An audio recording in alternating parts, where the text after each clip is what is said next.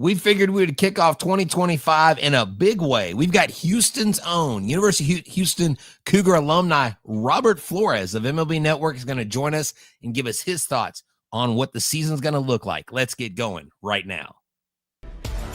Jainer Diaz, this is Locked On Astros. Hello and welcome to Locked On Astros, your daily Astros podcast. Here are your hosts, Eric the Man Huysman and Brett H-Town Wheelhouse Chancey. We are Locked On Houston Astros, and we hope that you join us for a daily Locked On Astros podcast. My name is Eric Huysman. You can find me on X at Eric Dockstros. You can find the show at Locked On Astros, your team every day. Brett, where can I find you at? They can find me at H-Town Wheelhouse on X, Instagram, and TikTok at Stros411. That's Stros with the Z at Instagram and on Facebook. And at Back to the Bullpen with Mike Stanton on iHeartRadio, on YouTube, on Instagram, and X, where, look, I'm always positive, always Stros. And we got a special guest with us, Robert Flores from MLB Network. Robert, tell everybody where they can find you. Well, you can find me during the season on MLB Central on MLB Network. That comes on 9 a.m. Eastern, 8 a.m. Houston time. So, and then you can also find me on Twitch, twitch.tv/RoFlo. I'm always playing MLB The Show and a little bit of the college football, but definitely a lot of MLB. So, but Happy New Year's to everyone. How are you guys doing? Doing good. We're doing good. This is actually our first show of the new year, so thank you for making us part of this or becoming part of this. So, yeah, guys, thank you for becoming the first listen. Whether it's on YouTube, go ahead and subscribe to us. Make us first listen on Apple, Odyssey, Spotify, wherever you listen to podcasts. Go and check us out. Today's episode is brought to you by FanDuel. The NFL playoffs are almost here, but it's never too late to get into regular season action with FanDuel, because right now new customers can finish the season strong with $250 in bonus bets if your first $5 bet wins. Visit FanDuel.com to get started today. So, Brett, I'm excited about this. I know we had a little bit of a rumor that we're talking about with Flores before the show, but we got a lot to talk about. I know that I would say that there's a lot of skepticism in Astros Nation right now, especially with Kyle Tucker going elsewhere, and we don't know the status of Alex Bregman, but there's no place for him really to play at this moment. So, RoFlo, what do you see? What do you see the Astros as right now without those two guys? I see them as right now as a team that is not as good as the Texas Rangers. So that's what I see them as. The offseason isn't over yet. They clearly need help in the outfield badly. Christian Walker, I think, at first base is a potential game changer. Isaac Paredes at third base, I want to see how that works out. But yeah, this is a transition. This is the franchise in transition right now. And I'll be interested to see what they look like once they head to spring training in February. Because, in the past, when we've lost a player like Springer, like Correa, like Cole, we still had the core. We've never lost two big stars in one season. Now, I think that what takes the sting off of this a little bit is what Dana Brown was able to orchestrate with the Cubs. And I would like to get your take on the return. I like it. Cam Smith seems to be promising. Got him for 7 years. Wisniewski's a local kid. Same Houston State alum. I mean, RoFlo, of course, it was the shock for us at first, like, oh my gosh, Kyle Tucker's actually gone. How would you grade that trade for the Houston Astros and what they got back? Well, one thing that I always try to caution people about is that many times, especially in baseball, and especially when you're dealing with prospects that are involved in the deal, we won't know what the deal fully looks like until sometimes 2, 3, 4 years down the road. True. This is an Astros system that is in minor league system that's in need of talent. We know this. Cam Smith immediately becomes their number one prospect.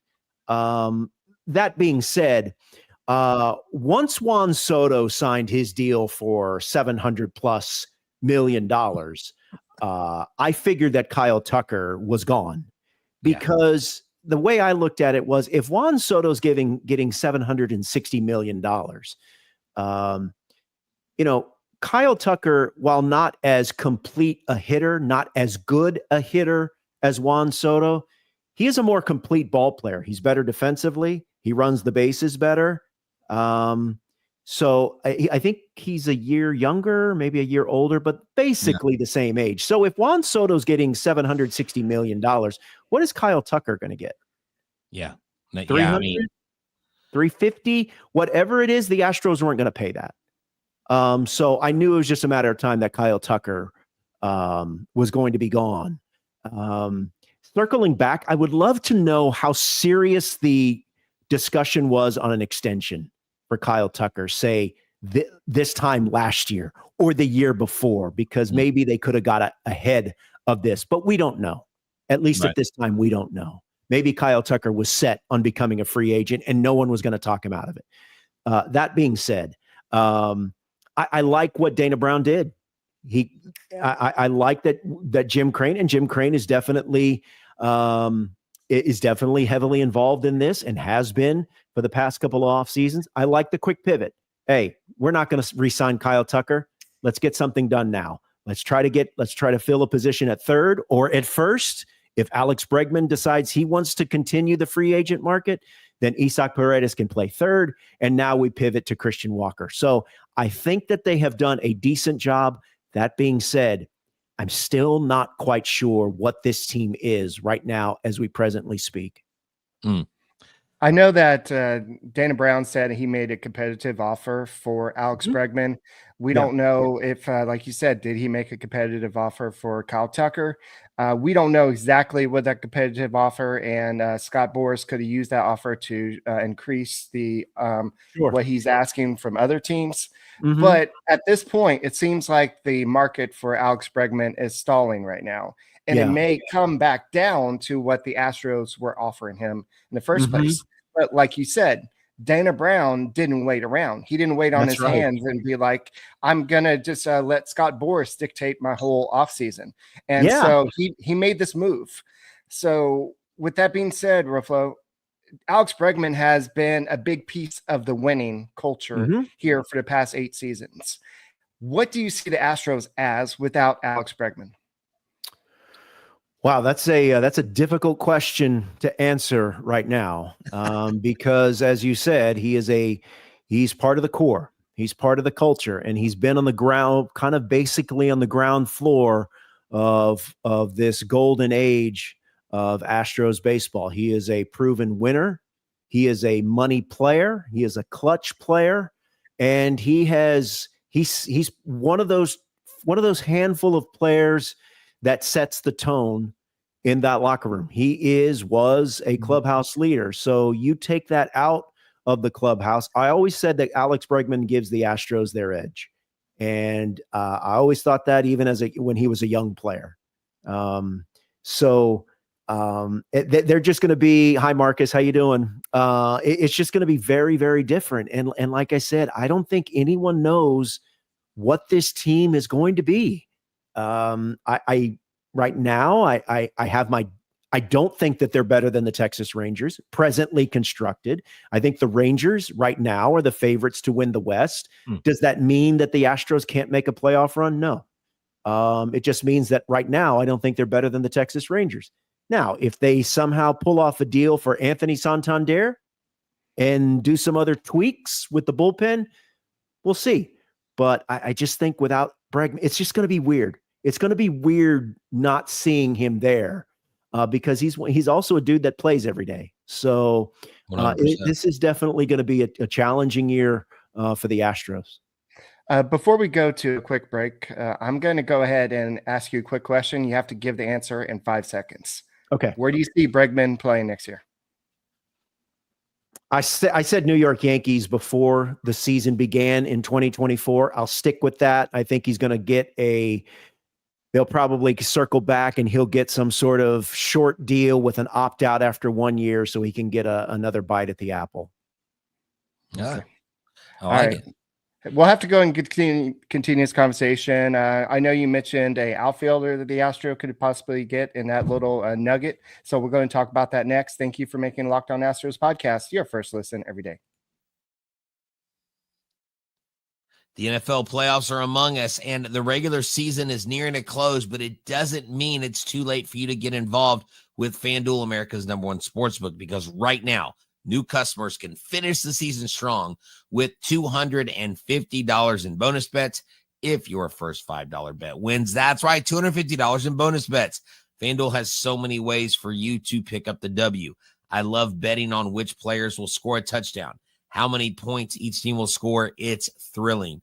It's great because they're in the app. They have everything you need. You don't have to go to multiple websites. You just get a hunch during the game, and you can bet on which players will score a touchdown, how many points each team will score, and so much more. Just visit FanDuel.com and join today. That's FanDuel.com for your chance at $250 in bonus bets when your first $5 bet wins. Make every moment more with FanDuel, an official sportsbook partner of the NFL. Hey guys, thank you for making Locked On Astros podcast your first listen every day, whether it's on YouTube. Go ahead and subscribe to us. Make us first listen on Apple, Odyssey, Spotify, wherever you listen to your podcast. Go ahead and check it out. So Brett, I'm going to turn it over to you in a second, but RoFlo, Daikin Park, has it sunk in yet? I mean, it's going to take a while. And I feel like the name change on the stadium is somehow symbolic of really the transformation that this franchise is undertaking. I know that, you guys build this appearance with the question, is the Astros run over? And I think their run as a team that is, it's a betting favorite to win or make the World Series. I think that maybe that window has closed, but I as I said earlier, I would not be shocked if they made it to the postseason, maybe as one of those wild cards. I think I would be more surprised if they made a deep run to the postseason and ultimately won the World Series. When you consider the Yankees are much better than they were at the end of the season, at the end of the World Series.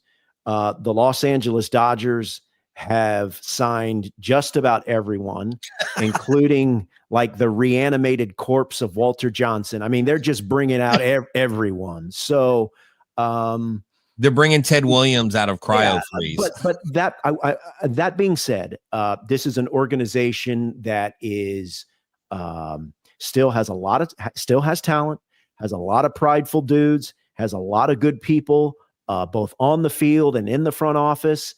And look, Jim Crane has said, hey, as long as I'm here, the window's never going to close. So now his job and Dana Brown's job has gotten more difficult than it has in years previous.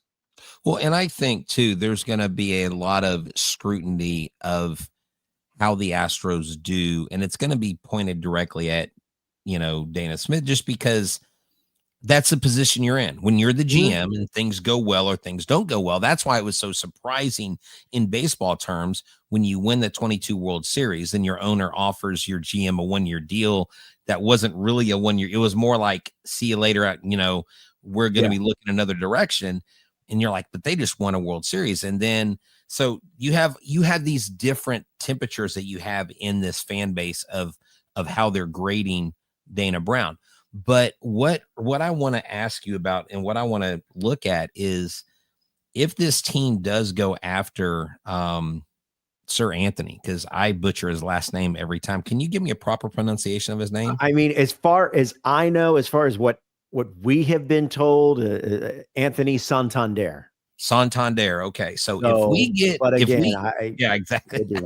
So if we get Santander, okay, that would break them through another luxury tax threshold. Yeah. I honestly I'm going to counter your point with Bregman. I think he's waiting for Boston to meet him in a certain place financially. I think he fits in Boston. Yeah. I don't think he wants to play in Toronto, and I don't think he wants to play in Detroit. If he goes to Boston, I think he has a better chance of winning. He hits well there, and the Yankees would make sense for that reason. You're not going to leave a perennial playoff contender to go somewhere where they're uncertain because right. So well, I think there's so many layers to this, and one layer is that reportedly Rafael Devers doesn't want to move from third. Okay, so I wasn't aware of that. Okay, maybe that is possibly a wrinkle in an obstacle that prevents Bregman from coming to Boston. Perhaps Bregman could go to second. Maybe he would be willing to do that. But you guys had, you mentioned earlier, I think, and look, we still have time here, but I don't think that the offseason is unfolding the way Alex Bregman and his representatives thought it would. I agree 100%. So I'm interested to see now if he ultimately gets the deal that the Astros offered, which was basically, you look at the Astros deal offered to Alex Bregman was basically Matt Chapman's deal and a little bit more. Yeah. And I feel like that's a pretty competitive, fair offer. But again, I mean, that's not my money. That's not, every player should go out and get as much dollar as he wants, if that's what they desire. So, but I don't think the Astros can be faulted for fumbling these negotiations with Alex Bregman. I think they gave a good, fair, competitive offer, and it's up to Alex and his team to decide whether or not that they want to. And as of right now, they clearly decided that they didn't want to take it. I'll be interested to see if they get that deal or more as we move along here in the rest of the offseason. Well, I think even with that, to talk about that as well, is now I'm hearing that Pete Alonso, and maybe going back to the Mets, but it's a much shorter term than what he wanted. Mm-hmm. So, we've had this discussion before. I know the agent, if I'm the player and you're my agent, you work for me, but it also is the agent's job to let the player know, no, you're worth a little bit more than that. Like you actually are undervaluing yourself. Look at what you've done. Right. And so they're to sell because they get a commission, and the more money their guy makes, the more commission they make. And so that's where I think a lot of people, there's an image out there that Scott Boras has overplayed his hand for a second offseason in a row. Mm-hmm.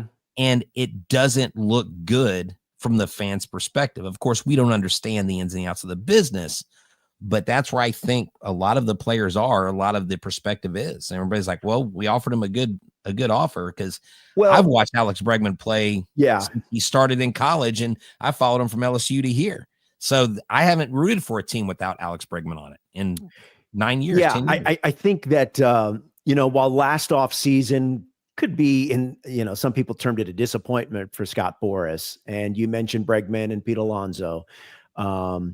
He did sign Juan Soto. No, he did. Sign Juan Soto. So that's amazing counterpoint. He's sitting pretty. His pockets are straight, as the saying goes. But yeah, I think it is fair to wonder that in the cases of Alex Bregman and Pete Alonso, did they misjudge the market somehow?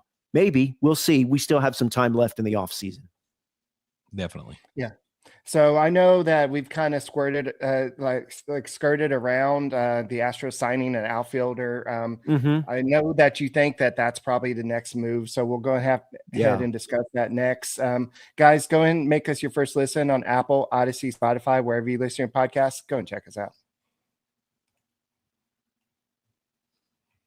You know that I've talked to you many times about Game Time. You know I love going to live events. You know, Eric has talked about the live events he's gone to using Game Time. I just went to a Rockets game the other night, and they almost won. But anyways, we won't go there. The Game Time app is amazing. You use it, and first-time users, if you download the app, use a promo code LOCKEDONMLB, you'll get $20 off your first purchase. Heck, you can even go to a Houston Cougars basketball game.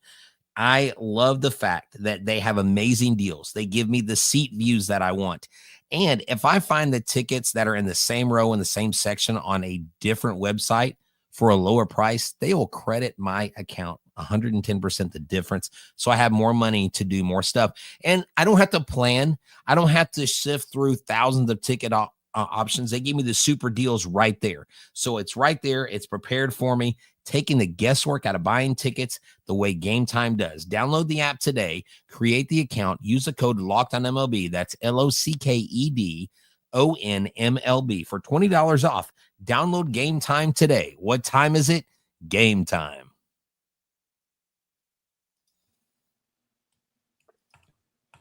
Hey guys, thank you for making Locked On Astros podcast your first listen every day. Whether it's on YouTube, go ahead and subscribe to us. Make us first listen on Apple, Odyssey, Spotify.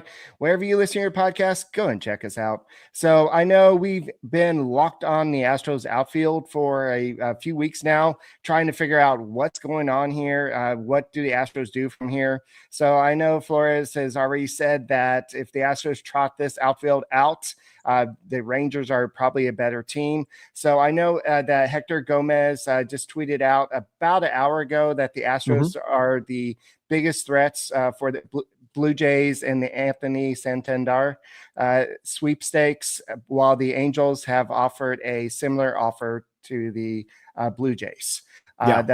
So do you think that the Astros really have a chance here? Yeah, I mean, look, there's always a chance. I would love to know what they're offering. You mentioned what their luxury tax situation is. I imagine that Dana Brown and Jim Crane are working very hard to try to find a trade partner for Ryan Presley's contract to alleviate some of those luxury tax issues. Yeah, I mean, look, they need him. They need him because right now you've got Chas McCormick, Jake Myers, Yordan Alvarez, who is an outfielder DH. I think Yordan is a little bit better of an outfielder defensively than people give him credit for. Right. Especially when he's playing there at Minute Maid. He has a good feel for things. He can make some plays. He can move around. But look, you want to keep him as healthy as possible because obviously you just lost Kyle Tucker. More than likely, 99.9% certain you've lost Alex Bregman. And he right now is he your only left-handed bat? I know Victor We Caratini. have no this is a right-handed. They've got some real, like, it's almost a necessity. Here January 2nd, and they still have a lot of work to do. Chas McCormick and Jake Myers have had good moments in Astros uniforms. They've made solid contributions to this club, but neither one of them have had the consistency where you could pencil one of them or either or them right now and say, all right, Chas McCormick, Jake Myers, that's 20 plus homers and 85 RBIs, 260 batting average. That's exactly, Chas McCormick, I think in 2022, did he get 20 homers? He may have. He did. He was, and that's what I've talked about, Robert, is that he has, if he returns to that form in 2022, you haven't lost as much. If you can get Jake Myers to hit 250 or 255, I'll take it. I'm just saying. Yeah. But those are ifs. So right here, this is what on January 1st, this is from Hector Gomez. He said, I'm hearing the Jays offer to Santander is 4 years, $82 million. Okay. So that's not a bad, that's not too terrible. Now, yeah, the question then remains on this, is the need dire enough that you're just like, yes, you know what? Forget the draft picks. Okay. Yes, it's dire. It is, I mean, their outfield presently constructed is just it's not what you want right now rolling into 2025. Chas McCormick and Jake Myers, I think they still have value. Make no mistake about it. They still have value. But like I said, neither one of them have shown the consistency where you would feel comfortable. But maybe because of the finances, it's going to be a case of, all right, guys, we've got no choice. You're gonna start there, and maybe they do something. I know they got a lot of high hopes for the Jacob Melton kid. You know, I would have liked to have seen Pedro Leon really get some burn. But yeah, man, they just need some help in the outfield. Because if they don't get Santander, what's left in the free agent market from an outfield perspective? You got Verdugo. Jason Hayward, Verdugo, Harrison Bader. We talked about Profar. We've talked about Profar. And then Eric, you mentioned our local guy coming back, Randall. Yeah, Randall. Grichuk. Randall Grichuk. I think, did Grichuk just sign? Did he? I think he might have. Ooh, he might. You know what? Let he me might see. have. I haven't been on Grichuk watch. I could be wrong. Well, no, he's still out there. Okay. Yeah. So that's kind of the, if you miss out, I would probably rank them Santander and Profar. I really like Jerks and Profar a lot. I do too. And then so if it's Santander and then Profar, and then I feel like there's a little bit of a gap, and then you're talking about the names we just mentioned: Grichuk, Bader, Verdugo. I think Verdugo in the right spot. Would you feel comfortable? I mean, maybe you get a little combo of Santander and Verdugo on a short deal. Verdugo can hit in the playoffs. Verdugo's done it. I think he is he's also a pretty good defender. And you're right. I think that could help.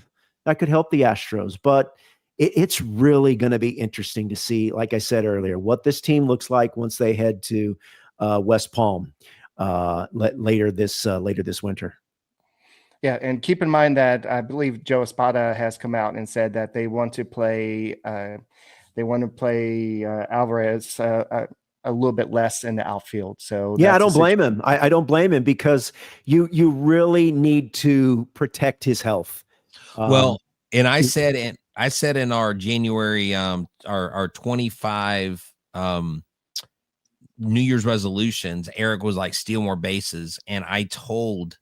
Because because Jordan Alvarez watches the show. We know he watches you can get it subtitled in Spanish, but I told him, you do not have to slide. That's the one New Year's resolution you don't have to commit to. Don't slide. They need to find a way to have him wrapped in put him bubble wrap once he gets into first base, because like I said, there is a currently constructed, they're missing power, and they're missing a left-handed bat. I think Christian Walker is going to do great there. I think Isaac Paredes, who pulls everything, I think he's going to love hitting at what are we calling it now? Daikin Park? Is that what they? Yeah. And I've heard. Just call it the Ice Box. That's an air conditioning company. Just calling it the Ice Box. Well, here's the thing. Someone told me close to the team. I talked with someone today, and they said there's some legal, like they can't call it the Ice Box because the company, there's some legal stuff in there. Like the fans can call it the Ice Box, but they're not going to call it. It's not going to be called the Ice Box by the Astros. All right. I'm going to call it the Ice Box. No, I am too, because I'm under no legal obligation. Yeah. And so I'm going to ask you about this. MLB.com put out the top breakout performers for prospects for the year, and this is what they put. They put Walker Yannick, who we've actually had on the show, AL West, the Houston Astros, at the catching position.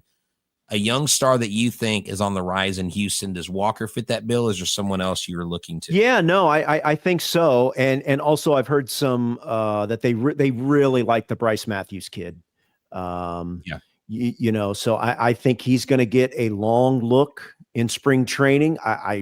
Do I think he's going to break spring training with the big league club? No. Do I think that there's a chance we see him at some point in 2025? Yes, I do. But I like the Janet kid. Quite frankly, I didn't know much about him when he was playing at Sam Houston State. Didn't know much about him before the Astros drafted him, but they really like him. And they like the fact that they like what he does behind the plate, and also certainly what he can do with the stick. So I think you look at a couple of years where maybe eventually Yainer Diaz and Walter Janik are sharing time. Especially, I think this is Caratini's walk year, I believe. Yeah. So we could see a combo. I've always thought that.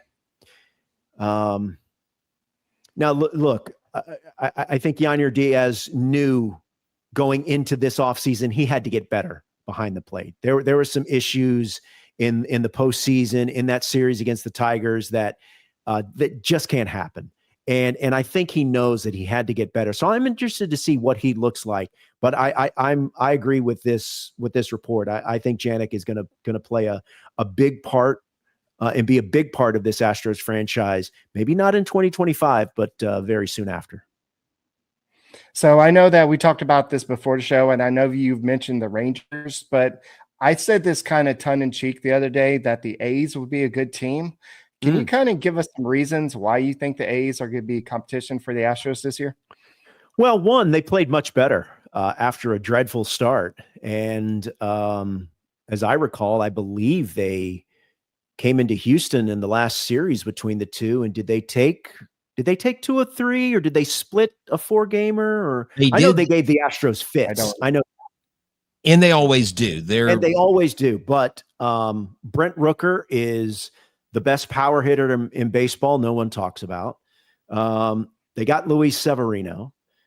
They got Shea Langoliers, who I think is a really good catcher, a lot of pop. They're going to hit a lot of home runs. And remember, they moved to that ballpark in Sacramento, which is just like every other park in the PCL. It's a hitter's yard.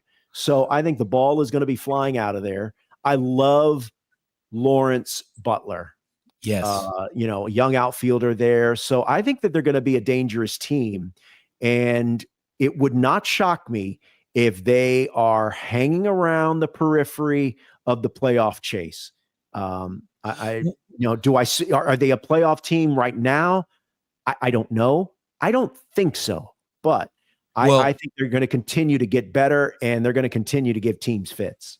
Well, I think, I believe it was their president of baseball operations recently resigned. Yeah. Recently resigned. But this is the way I look at it as a perfect storm in Sacramento.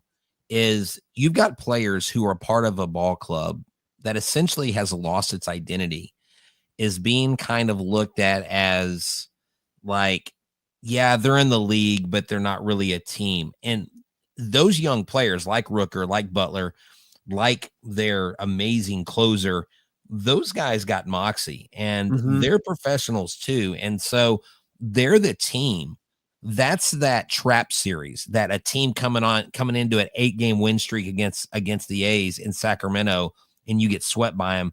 This is the kind of team that would do that. And so, and we don't know what this team, I think it's reasonable to assume that they're going to be playing home games in front of more fans that they have in the past handful of years. I mean, and we don't know what that is going to do for them. And will it make them better? Will it make them play better? And so we don't know about what that means for this young group of players, but the drums will be louder. Yeah. The drum.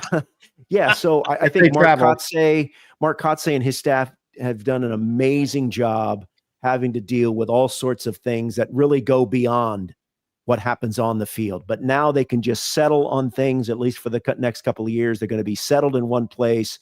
And so hopefully the people in Sacramento go out there and watch them. All right. So we know that the Space City, the City Connect jerseys are being retired, and they're going to come up with a new City Connect jersey. So if you had to design, you're a longtime Astros fan. If you had to design a perfect jersey, what colors would it be? Well, look, as a kid that grew up in the 70s and 80s, I would love for them to find a way to incorporate the tequila sunrise. Whether that means just make them, wear those throwback uniforms more often, but I would love for them to find a way for the people that come up with a design as a nod to those tequila sunrise jerseys.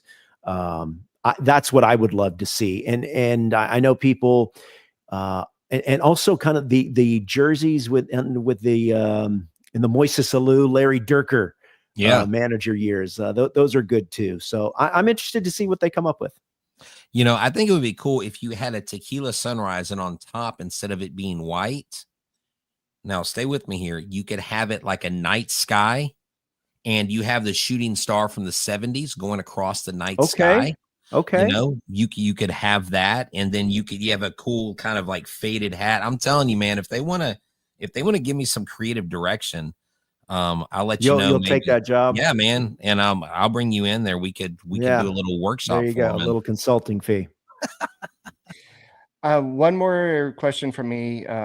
Do you see Justin Verlander pitching for the Houston Astros again? I don't think so. I mean, look, anything is possible. But I am interested to see what his market looks like. Because I would figure it's a very specific market in terms of a team's willingness to give him the kind of money he's looking for. I mean, he's not, when you're talking about Verlander, you're not talking about a 5-year deal or a 4-year deal. You're probably talking about a 1 to 2, maybe it's a 2 with an opt out after 1, a mutual something. But I am interested to see where he goes. I thought one possibility could be Detroit. Just kind of bookends his career with one final stop in Detroit. He's obviously familiar with AJ Hinch. But it's going to be interesting. Him and Max Scherzer. I think it's interesting to see what their market's going to look like. Yeah. Brett, you got anything else? No, I just, RoFlo, thank you for joining us. Got it. I can definitely say that I'm bummed that like MLB Central, I know you've been doing shows, I know you've been doing specials, but I love my MLB Central on a daily basis. So thank you. I appreciate that. You said that starts opening day. That's correct. So March 27th is MLB's opening day in 2025, and that'll be MLB Central's opening day on MLB Network. And it's me and Lauren and Dero, and then all of our analysts and all of the great people that we have behind the scenes. So, I always say it's kind of like the first day of school. We don't, during the off season, I don't get to I don't see Lauren every day, and I don't see Dero every day, but we have a show group chat that we stay in contact. But that's cool. That first opening day, it's like seeing your friends on the first day of school again. So it won't be too much longer before the MLB season is here. That's awesome. Seriously. And we would love to have you back once the season gets started. You got it. And tell everybody there at MLB Network we said hello, and to keep doing the great work. I've been watching all the features. Some of the documentaries y'all have had lately just been absolutely phenomenal. Yes, sir. Really quickly, Billy Wagner, is he getting in? Oh, I hope so. I think Billy Wagner should have been in. I also think he's not on. I don't believe he's on the ballot. I'm almost certain he's not on the ballot this year. But Lance Berkman should be in too. 100%. No disrespect to any other Hall of Famers, but there's some recent players that have gone in that if they're in, Lance Berkman should be in. Yeah, I agree. Yeah, man, we should have, we could dedicate a whole show. So here's the deal. When, I'm not saying if, when Billy Wagner is announced to the Hall of Fame, you're going to have to come back on for sure, if not before. Okay. All right. We'll try to make that happen. All right. Well, thank you for joining us once again. Thank you, everybody, for making us your first listen on Apple, Odyssey, Spotify. Go and check us out. We'll be back next week for another podcast. And RoFlo, you're welcome whenever. And good luck with everything that you got going on. And can't wait to see you back on MLB Network. So thank you once again. Thanks a lot, guys. Have a great 2025, and we'll talk to you real soon. Appreciate it. Sounds good. Right, thank you. Go Stros. Go Stros. It's a good show, man. Wrapped it up. Thanks, guys. Thanks for having me. You guys have a